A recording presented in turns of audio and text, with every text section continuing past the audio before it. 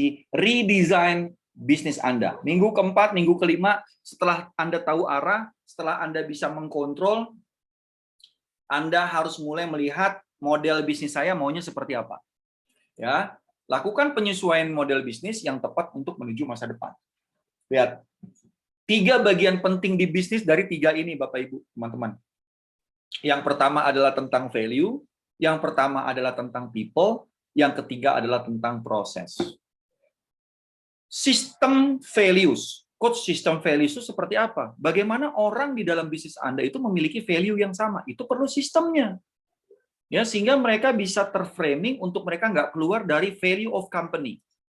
Ya, people itu perlu sistemnya, skills and performance targetnya seperti apa, ya, pengaturan kerja mereka seperti apa, reward punishment mereka seperti apa, itu semuanya tentang people. Bagaimana people ini punya value yang baik dan dia bisa jalankan proses. Kalau saya bicara proses, sistem proses itu ada manajemen sistem, ada bagaimana mensistemasinya, ada tahapan A, ada tahapan B, ada pola A, ada pola B, semua itu namanya proses. Di mana sebuah bisnis gagal, saya pernah dipanggil sama beberapa perusahaan besar, dia tanya, Coach, proses kita nggak jalan nih, Coach. Bagaimana supaya kita punya model bisnis yang lebih baik? Saya bilang begini, Pak, proses Bapak itu ya dijalankan oleh people. Bagaimana people menurut Bapak? Oh, mereka orang yang pinter-pinter, Coach, orang yang terlatih, orang yang punya pengetahuan luas, pengalaman luas. Good, Pak. Nah, people Bapak ini apakah sesuai dengan value of company? Nah, itu yang saya nggak tahu, Coach. Oke, kita bangun dari value. Kita bangun dari value sehingga people itu benar-benar orang-orang yang sangat loyal sama perusahaan sehingga proses nggak usah diapa-apain, jalan, Pak. Gitu. Ya, kalau Anda memulai bisnis ini dari kecil, pastikan Anda punya value yang jelas terhadap bisnis Anda, sehingga Anda sebagai people akan sangat semangat melakukannya. Tim Anda juga tahu arah perusahaan dengan jelas, kontrol perusahaan bagaimana dia bisa lakukan, sehingga proses berjalan. Oke, paham saya, Coach, tentang value, people, dan proses. Nah, bagaimana implementasinya, Coach? Karena kalau cuma ngomong value, luas. Ngomong people, luas juga, Coach. Ngomong proses, apalagi, Coach? Banyak proses di perusahaan saya. Oke, saya bagi 9 cara mensistemasi bisnis Anda. Ya, 9 cara. Vision mastery, mission of company, align terhadap company culture, ini adalah tentang value. Kalau Anda bisa melakukan tahap 1, tahap 2, tahap 3 ini dengan jelas di dalam perusahaan Anda, berarti Anda memiliki value yang tersistem. Untuk people, itu adalah tentang bagaimana Anda menentukan setiap orang punya target.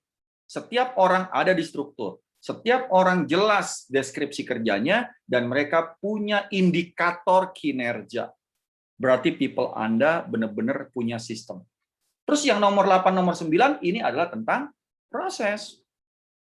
Manajemen sistem finance, manajemen sistem customer, ya, pakai CRM, manajemen sistem tentang operational, ya, pakai sistem operasional yang tercanggih, ya, kalau dia sudah besar. Tapi kalau kita bisnis UKM, ya, manajemen sistem kita cukup kita punya laporan keuangan yang lihat jelas, kita punya kontrol budgeting tentang cash, pengeluaran, pemasukan, kita punya catatannya, itu sudah cukup.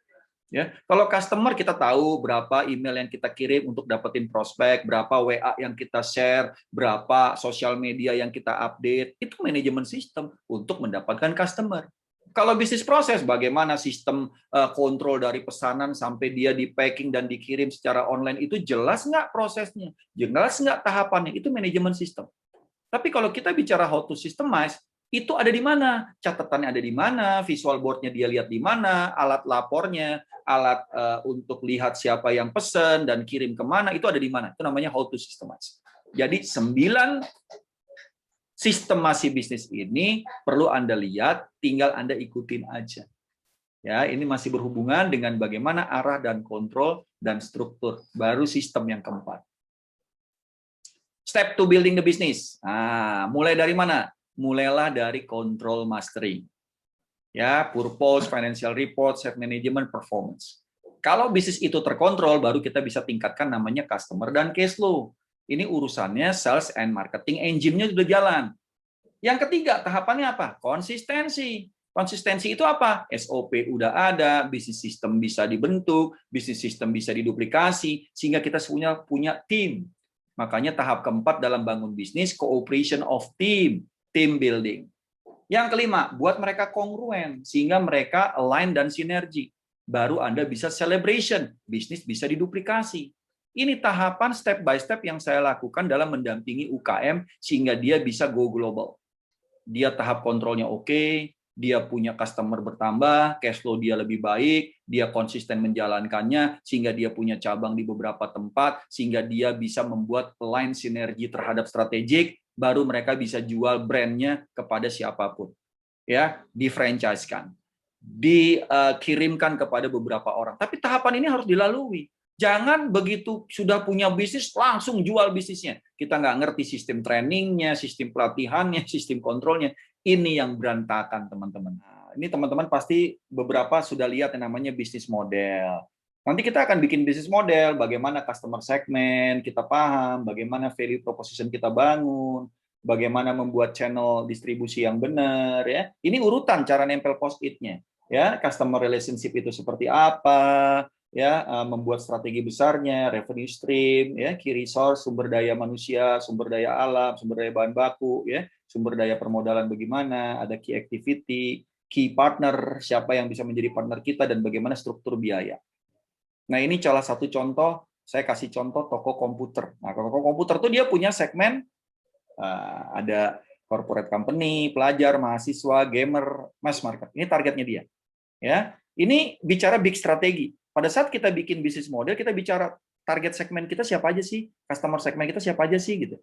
Nah, value apa yang kita mau kasih gitu ya, service excellent. Ini nggak ada kata-kata yang sangat lengkap, karena lengkapnya nanti di action plan-nya. Kalau di bisnis model, tempelin aja kata-kata kuncinya. Ya, channelnya lewat sosial media, lewat website, lewat yang namanya toko si komputer tersebut. Siapa yang jaga customer relationship-nya? Store manager, IT staff, untuk membuat sosial media sistemnya jalan, untuk membuat websitenya lancar, untuk membuat store-nya itu aktif, sehingga pembeli mau datang dan beli. Nah, uang masuknya dari mana? Penjualan komputer package, penjualan komputer equipment, maintenance service, IT project. Itu namanya revenue stream. Dari keempat channel ini, channel revenue ini, dia dapat uang masuk ke bisnisnya. Anda juga bisa tentukan. Kalau restoran, penjualan makanan, penjualan minuman, penyewaan ruangan, mungkin pendapatan online food-nya, gitu ya.